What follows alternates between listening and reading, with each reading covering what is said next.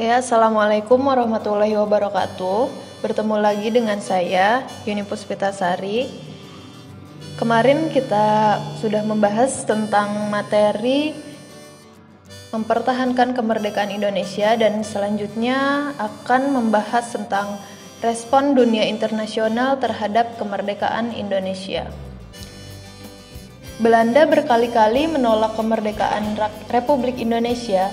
Mereka bahkan melakukan aksi polisionil untuk merebut kembali wilayah Indonesia pada agresi militer 1 dan agresi militer 2. Nah, berkali-kali clash.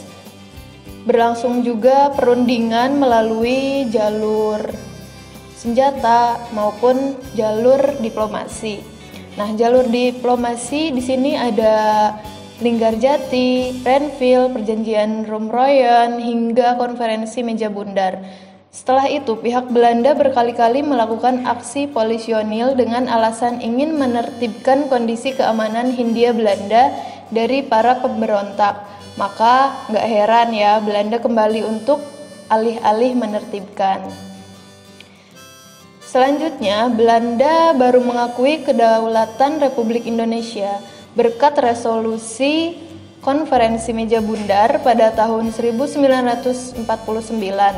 Meskipun begitu, hasil kesepakatan Konferensi Meja Bundar atau yang disingkat KMB pun berbagi wilayah Indonesia membentuk Federasi Republik Indonesia Serikat atau RIS. Nah, lantas RIS ini dinyatakan berakhir pada tahun 1950. Memang gak mudah bagi para pejuang Indonesia, terutama para diplomat di masa awal-awal kemerdekaan Indonesia yang meyakinkan negara lain untuk mengakui Indonesia sebagai negara berdaulat. Nah, di sini juga nanti ada beberapa negara yang mengakui kemerdekaan Indonesia. Negara yang pertama yaitu Mesir. Ini bendera Mesir. Nah, di sini ada Haji Agus Salim, A.R. Baswedan, Nazir Pamuncak, dan H.M. Rashidi. Nah, mereka ini mengemban misi kunjungan balasan ke Mesir setelah sebelumnya konsultasi dengan Jenderal Mesir di Bombay, yaitu Abdul Mun'im, yang bertandang ke Yogyakarta pada 13 hingga 16 Maret 1947.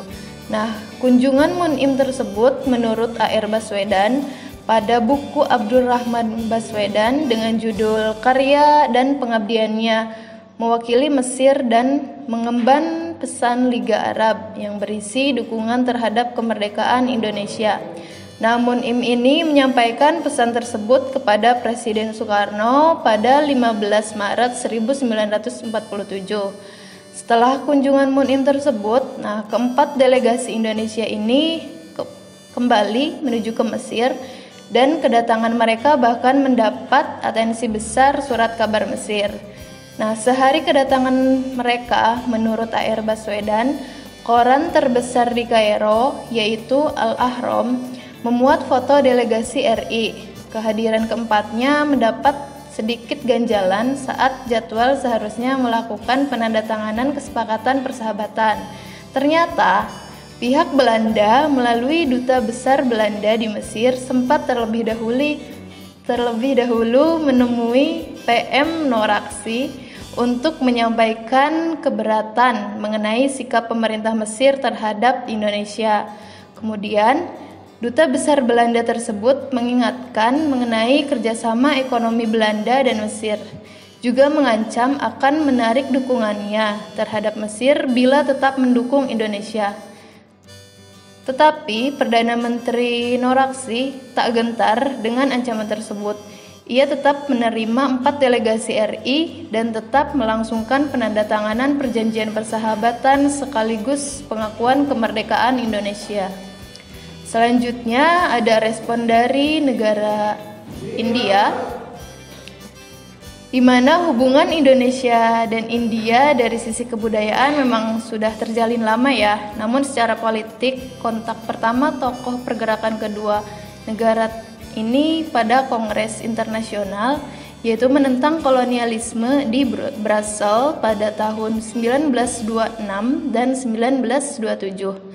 Nah, kala itu Hatta berjumpa dengan Nehru atau Jawaharlal Nehru.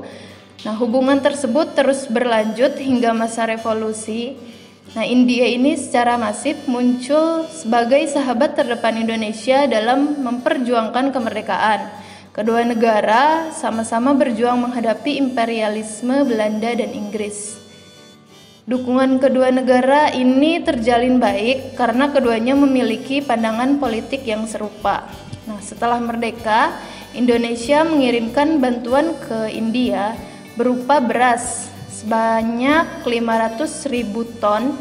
Nah, bantuan tersebut diberikan lantaran India mengalami krisis. India membalas bantuan tersebut dengan mengadakan konferensi New Delhi pada 20 hingga 25 Januari 1949, di mana Agus Salim kembali hadir sebagai delegasi dari Indonesia. Nah, konferensi ini dihadiri negara-negara sahabat seperti Burma, Iran, Australia, Arab Saudi, Selandia Baru, Tiongkok, Yaman, Sri Lanka, dan lainnya. Nah, hasil pertemuan tersebut membuahkan suatu risalah untuk mengajukan kepada PBB berisi 3 pokok rekomendasi, yaitu yang pertama, melakukan gencatan senjata. Yang kedua, Belanda membebaskan semua tawanan politik RI dan mengembalikan pemerintahan RI ke Yogyakarta. Dan yang ketiga, mengadakan perundingan di bawah UNCI. Nah, setelah India dan Mesir, selanjutnya ada negara Australia. Indonesia dan Australia juga menjalin suatu hubungan yang baik. Nah, sekitar 4.000 buruh kapal melakukan aksi mogok. Mereka menolak bongkar muat kapal-kapal pengangkut persenjataan untuk Belanda. Nah, dukungan yang kuat bagi publik Australia, terutama Australian Waterside Works Union, di mana para pelaut Indonesia, Cina, India tersebut merupakan atau membuat kapal-kapal Belanda dan tidak bisa melanjutkan pelayaran. Nah, aksi tersebut tersohor dengan sebutan The Black Armada. Aksi para buruh tersebut terus berlanjut hingga membuat elit di Australia terpengaruh terhadap perjuangan Indonesia untuk mempertahankan perjuangan. Nah, hasil dari dukungan tersebut berbuah hasil manis. Pihak Australia lantas memfasilitasi pemulangan sekitar 1.400 tawanan perang Belanda asal Indonesia. Pihak Australia juga mendorong Dewan Keamanan PBB untuk mengakui kemerdekaan Indonesia. Dan yang terpenting, perjuangan Partai Buruh Australia secara berkesinambungan melakukan aksi-aksi mendukung kemerdekaan Indonesia. Selanjutnya, pengakuan PBB,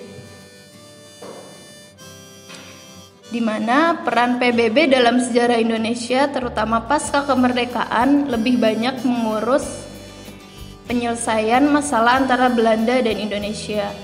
Mula-mulanya ketika terjadi agresi militer 1, PBB mengeluarkan rekomendasi untuk membuat Komisi 3 Negara atau yang disingkat KTN.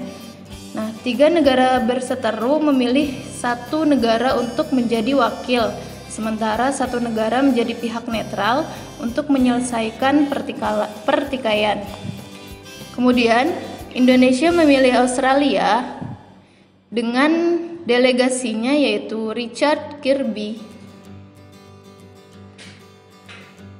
Kemudian dari pihak netral yaitu dari Amerika Serikat yang diwakili oleh Frank Graham, dan dari Belanda diwakili oleh Belgia, di mana wakilnya itu Paul van Zielen.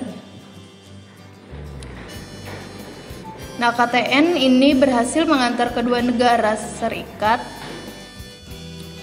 untuk berunding pada perjanjian Renville. Setelah itu PBB berperan pada pembentukan Badan Perdamaian yang bernama United Nations Commission for Indonesia atau yang disingkat UNCI.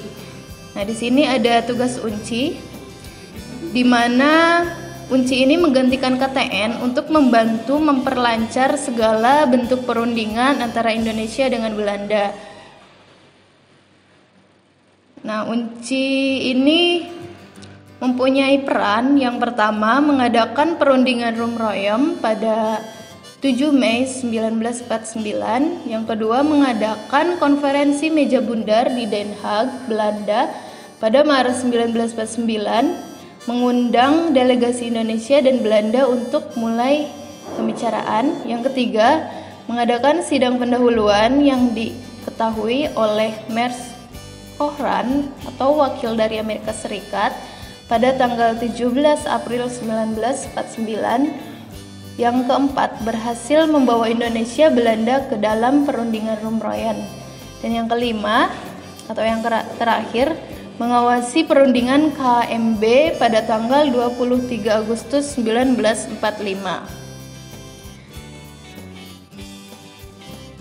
Nah, dari materi-materi ini yang dimana terdapat beberapa negara yang sudah mengakui atau terlebih dahulu mengakui merdekanya Indonesia, memang sangat berpengaruh karena untuk terciptanya suatu kemerdekaan syaratnya harus diakui oleh negara luar.